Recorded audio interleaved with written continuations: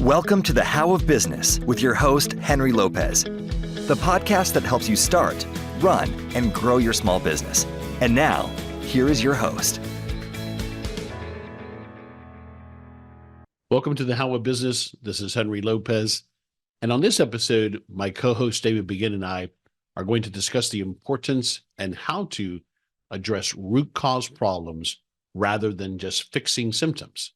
And why is this crucial for the long-term success and sustainability of your small business?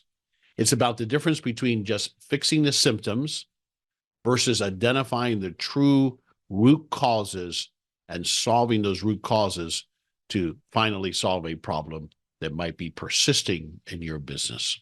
This episode is a re-release of the original episode 200. I've added some additional content here at the start and also have done some editing, but it's one of my favorite episodes and on a very important topic, I think, because we're all challenged as small business owners with really solving problems on a daily basis and understanding and needing to understand how to really solve the real problem and not just the symptoms of a problem in our business. To get more information about the How of Business, including the show notes page for this episode, and to learn more about my one-on-one and group coaching programs, please visit thehowofbusiness.com. I also encourage you, wherever you might be listening to this episode, to please subscribe so you don't miss any future episodes. So I want to share with you 5 tips that I have found to be really effective to helping us as business owners focus on solving root cause problems and not just symptoms. Number 1 is embracing a problem-solving mindset and culture. Now, the mindset, of course, starts with you as the business owner, your leadership team, but over time, if you take this approach, ideally what you develop is a culture within your organization that strives on, that focuses on trying to solve root cause problems and not just the easy fix of addressing symptoms. I encourage you to educate yourself and your team on systems thinking. In other words, encourage a shift from linear thinking, ABC, to systems thinking. How are things interchangeable? How are things integrated? How are things interdependent? So it involves understanding how different parts of your business are interconnected and how they affect each other. One thing that I do here, is it going to impact, or how does it impact something else within my system? So by seeing the business as a series of systems, interdependent systems, then you as the owner and your team members can better identify root causes of problems instead of just addressing the symptom. When we look at one thing that has happened, if we look at the entire system, we're better able to identify what might be the root cause or root causes of that problem. And then, of course, as in any environment that's healthy, I think you got to promote continuous learning. Continue as the leader of your business to foster continuous improvement and learning. Encourage your employees and your team leaders, your management, to always ask why when problems occur. And then push deeper to those underlying causes. Ask those 5 layers of whys. And that you will find that approach, that culture, will lead again to more problem solving, root cause problem solving, as opposed to just dealing with symptoms and then having those issues come up again and again and again. Number 2 is utilize, as I just mentioned, root cause analysis tools. So the 5 whys, I just mentioned the 5 whys. This is a technique, it's been around for some time now. It's simple, yet a very effective technique where you ask why multiple times, typically up to 5 times or so. It just depends on the depth of the problem until you get to that root cause of the problem. And it's hard to determine exactly how do you know when you're at the root cause, but I think that in most cases, what I've found is you'll know that you'll have that aha moment, or your team will, that, okay, this is probably the root cause problem. It's certainly deeper if you get to that point than where you started, which is at the symptoms layer or the end results of that root cause problem. So it's a pretty straightforward method that can be used without any kind of specialized training. Everybody can learn how to do this. Again, it's a matter of instilling this in your team and then creating a culture around it. We always ask why.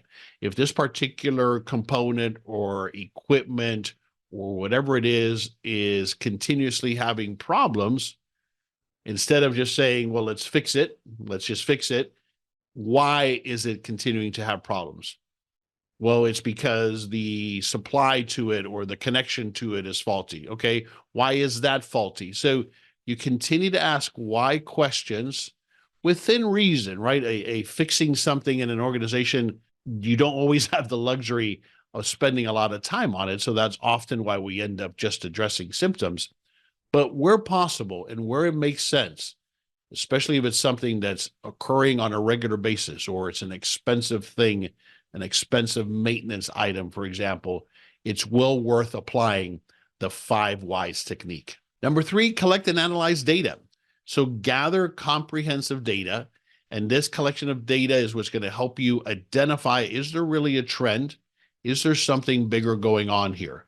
So use those data analysis techniques to gather information and be able to track, and over time, you might well identify a root cause problem.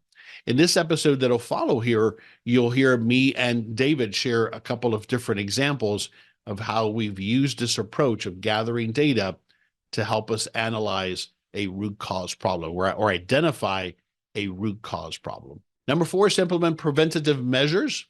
So especially if you have an environment where you have maintenance of some sort, equipment of some sort, a fleet, tools that are expensive, machinery, those type of environments in particular, develop a preventative maintenance strategy. Once that root cause is identified, work then on identifying strategies to prevent the issue from occurring again.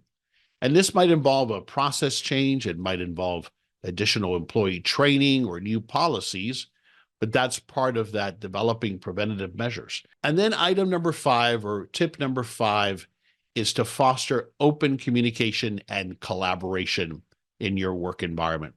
So encourage that team involvement in the problem-solving technique and using the 5 whys, and encourage them not just on speed of fixing a problem, that'll end up being just fixing a symptom, but that people take time, especially in those critical areas, to try to identify the root cause. Now, it could be that it's something that's mission critical. We've got to get this piece of machinery back up and running as quickly as possible. And so in those scenarios, I understand you're going to fix the symptom. You're going to get things back operational. But perhaps your process then is to analyze that and then do the root cause analysis to see how we can't avoid or fix something deeper that's leading to that malfunction on a regular basis. Part of step 5 is to create a blame-free environment as much as possible. So ensure that the focus is on solving the problem, not on assigning blame as to whose fault is it that this keeps breaking or that we keep having this maintenance issue. A blame-free environment encourages more open and honest communication, which is crucial for identifying and addressing root causes. Also, be careful what motivation or incentive you're creating through compensation or other rewards. Going back to the point of speed, if all you're focused on and all you're compensating, incentivizing, or motivating your team to do is to quickly get things back operational, and that is important, I get it, especially in certain environments, but be careful that that then doesn't reward or encourage a behavior where it's all about symptom solving and no root cause analysis or solving. So by focusing on these strategies, these 5 strategies or tips, as a small business owner, you can more effectively solve the underlying issues affecting your business. And that, of course, leads to a more sustainable and profitable opportunity to grow your small business. And so now here is that conversation that I had with David Begin, my co-host. David is a serial entrepreneur, a management expert and consultant, and he and I discussed this topic of fixing versus solving on this episode of The How of Business. Welcome to this episode of the podcast. This is Henry Lopez and David Begin. This episode is a topic episode. We're going to dive into this concept of fixing versus solving a problem. It could be related to equipment, could be related to people. But what does that mean? David's got some good insights on this topic. And so we're going to chat about that. It can be applied to any business, any environment, really. And it's something that we all struggle with. David, I'd like to start with fixing and solving and providing at least a definition in the context of this conversation as to what we mean by those two.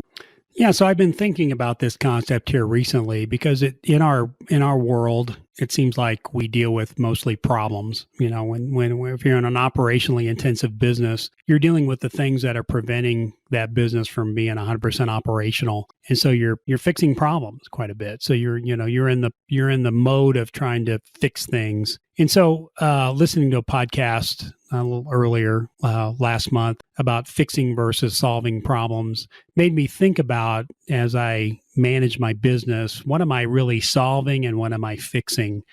And I think as owners and as top level managers, you got to get people thinking more along the lines of solving problems rather than just fixing problems. Fixing problems is easy to do, right? So if you were to define that, I think if you fix a problem, it means you solve the problem, but there's a chance that problem could come back again relatively quick. And you could have multiple reiterations of fixing. Or if you decided to solve a problem, you took the steps necessary to try to prevent that problem from happening again. And so I look at it, as you explained, fixing is dealing with the symptom, kind of when I take an over-the-counter drug for a cold, right? I'm addressing the symptoms, versus solving is about really addressing and digging in and looking at the source of those problems. Is that fair? Yeah, I think that's a great example where you might be, you're taking a cold medicine, but maybe you get a cold you get a cold in the winter every year, and it lasts a month or so. Mm-hmm. So what are you doing to yourself to put yourself in a situation? So you're masking the symptoms so you can feel better, but are you actually trying to address the problem of why do I get colds in the wintertime, and what can I do differently in my life or lifestyle to try to prevent colds from happening? It seems to me that the reasons, I'm sure there are a lot of reasons, but some of the reasons that come to mind for me as to why we tend to fix things as opposed to really solving things is a couple of things: money and time. It's a lot faster sometimes to just address the symptom, to fix the thing that I visually see as broken and not really dig into why does this thing keep breaking. Yeah, I would agree with that. I think our society is based on quick fixes. I think we're really focused, and our marketing, everything we see is based on quick fixes. I can fix this, I can fix it quickly, and I don't have to worry about it. But I think in the long run, as we well know, with many things, quick fixes don't necessarily always work. It's easy too. It's easy to fix something, and I can check it off my list. I can feel better. I don't have to put the time, energy, and effort into trying to really say, what's the root cause of this problem, and what can we do to address that root cause so it doesn't happen again? Yeah, but I think you can also, you fall into it's what's it called, a spin, a spiral downward, because the more we focus on just fixing things, let's talk about it from a mechanical perspective first, from an equipment perspective, and then we'll talk about people. It's almost like really we're not addressing the deeper, maybe more expensive problems. And it just seems like all I'm doing then is fighting the fires of fixing this and fixing that and fixing that, instead of taking the time to really address the problem. Right. To solve what's going on, right? Right. And it's hard to solve the problem, and sometimes the problem isn't solvable, but you have to put a lot of energy and effort into it with trusting the fact that in the future that's going to pay off.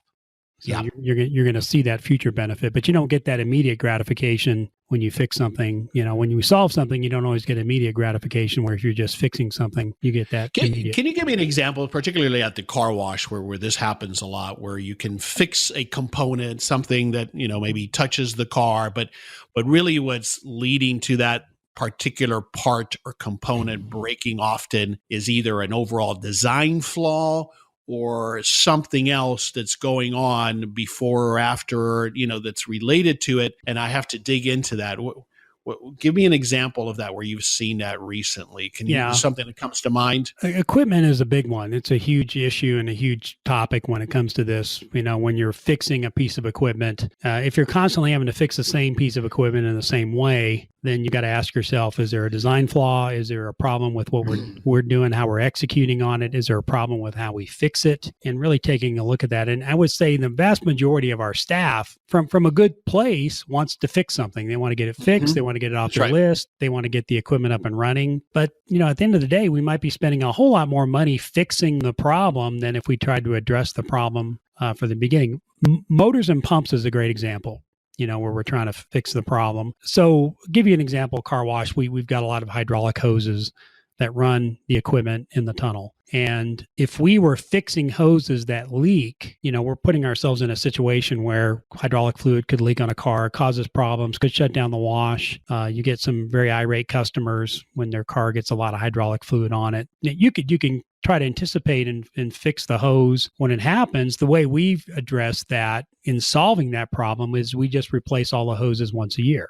So we don't want that as a problem. So we just set it up that we buy new hoses, and once a year we replace all our hoses so we don't have to worry about it. And that does solve the problem if it's done correctly. That we don't have hydraulic leaks. But that costs a little bit more money. Maybe it's a perception that it does, because in the long run, I probably spend more, but I need to go buy all those hoses and spend the time to replace them. Is that one of the reasons some people don't do that? Yeah, it's one of those maintenance items that some people forget or don't think about and say, well, we'll just fix them as we need to because they don't want to spend the money on it. It does take some time, and we'll take an amount of time to make sure the hoses get replaced. Yeah, similarly, we've had a challenge with one of our freezers, display freezers at our yogurt shop. And really, sometimes we're addressing just a symptom there as opposed to the problem, which we haven't been able to quite fix, which is heat buildup, where we put it, its enclosure, it's against a window that gets the afternoon sun. So all of those things add up to it overheating, right? That's really how we would solve that problem, but we keep just fixing the thing when it breaks down, or it builds up dust or whatever. And so it breaks and we got to fix it instead of solving the problem, which is that we should be cleaning it more often. It should have been put somewhere else. It needed more ventilation, those kind of things. So you can apply this in all environments, right? Right.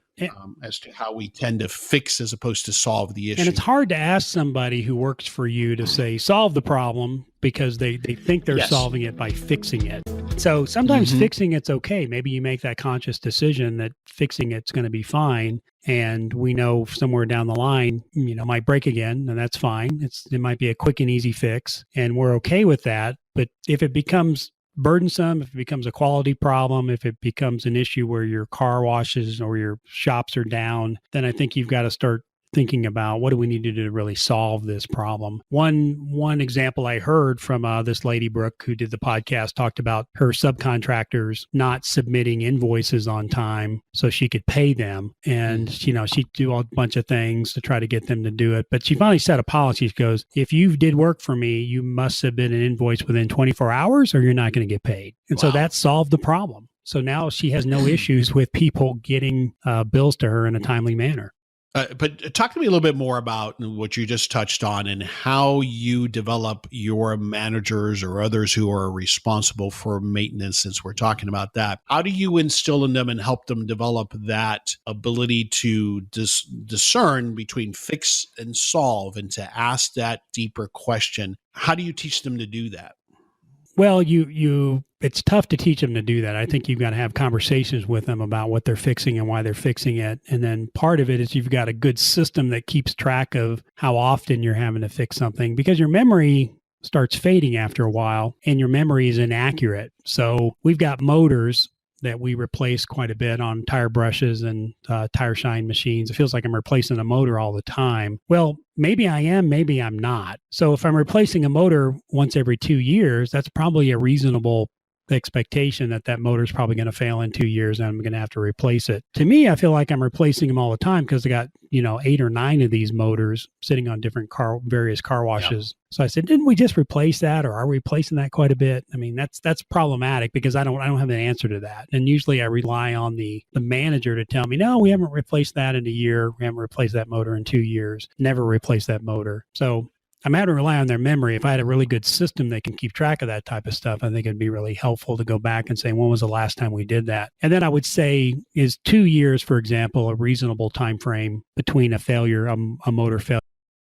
So if I decided that, then that's my expectation. But if I'm replacing them every few months, then again, the maintenance person or the site manager would be very willing to just put a new motor on and declare victory and move on, right? Because they fixed the problem. Right. But it could be that the wiring going from the motor to the motor control unit is not correct. Maybe we've crossed wires. Maybe the wiring is wearing out and we've got to replace it. And those are the things we've got to think about.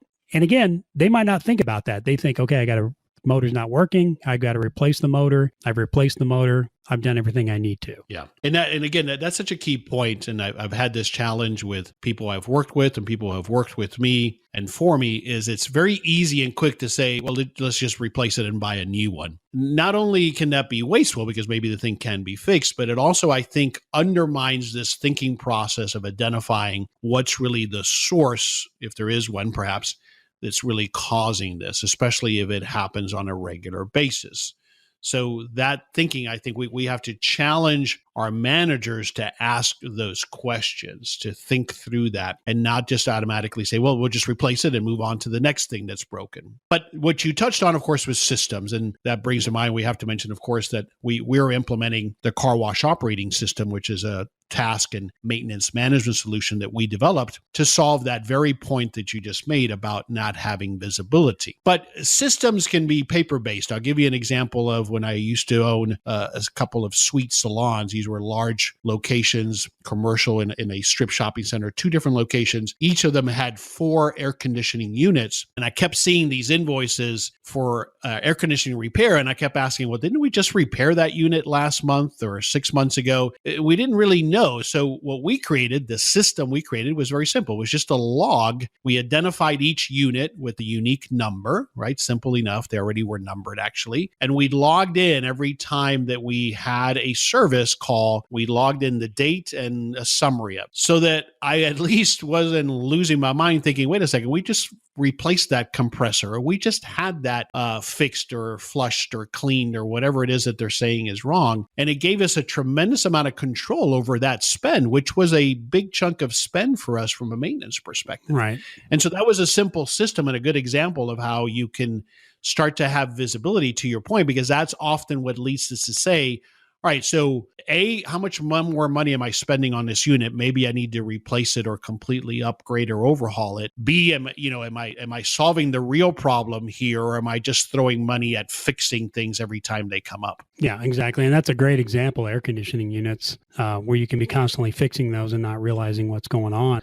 Yeah. I mean, in our yogurt shop, it's our refrigeration equipment, right? That seems like there's always one malfunctioning from 1 week to the next. Yeah, exactly. And sometimes the easiest thing for people to do, like you brought up, is, oh, let's just buy a new one. Let's just replace it. And go, well, maybe not. There's a lot of things you want to consider before you buy a brand new one. I get people that want to buy brand new water pumps. I'm saying, well, we can fix these, why don't we think about fixing these before we start in on that? But, the difference between a $180 seal kit and a $2,500 pump is significant. Mm-hmm. And if you're just throwing money at the problem, then you might solve it, but maybe you're spending more money than you need to. All right, let's apply this and talk about this from the people perspective. So a lot of times when you think about people being in the right position, sometimes, if you're fixing a problem, you're constantly trying to get somebody to do something that they're not doing, then you sort of have to ask yourself, is it something that they're unwilling to do or something they're unable to do? And if it's something they're unable to do, it's certainly something you can address and try to fix or try to solve the problem through training, through coaching, to get them to perform at whatever level you're asking them to perform at, or do whatever task or duties you're asking them to do. So those things can be addressed. But if it's, if you have somebody that's fundamentally not in the right position, so if you've got people that are frontline managers that might not be good with employees or might not be good with customers, for example, that's something that you can't necessarily fix. And you might have to solve that problem by moving that person to another position where they might not be interfacing with customers all the time, because it's not their aptitude, it's not their personality. And it no matter how much training or coaching or mentoring or threatening you do, they're not going to change their basic personality. So that's an example from a people perspective. I'm always asking my managers, is this something that can be fixed, or is this something that we need to figure out how to solve? And solving could take a dramatically different approach than the typical coaching, mentoring, training process. What I would add to that as well, David, that you and I talk about often is solving it is also looking at